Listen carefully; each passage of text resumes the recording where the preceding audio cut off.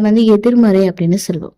அது இருளை குறிக்கக்கூடிய நிறம். அதனால அந்த நாள்ல நம்ம நேர்மறை ஆற்றலை அதிகமாக பெருக்கக்கூடிய நிறங்களை தேர்வு செய்யறது அப்படின்றது ரொம்ப நல்லது.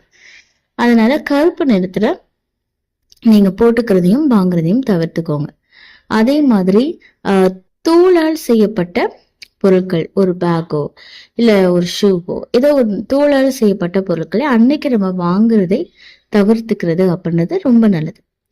இப்படி செய்யறதுனால நமக்கு வளர்ச்சிக்கு தடையாக இருக்கக்கூடிய அனைத்து விஷயங்களும் நீங்கும். ஒருவேளை நம்ம தோல் பொருட்கள் வாங்கும் போது அது நம்ம வளர்ச்சியில ஒரு விதமான இடையூறை ஏற்படுத்தும்.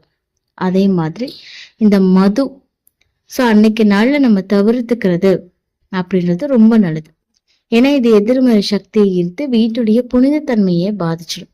பொதுவாகவே மது அருந்துறது, வாங்குறது இதெல்லாம் தவறு அப்படின்னு குறிப்பிடப்படுது. அதனால இந்த நாள்ல நம்ம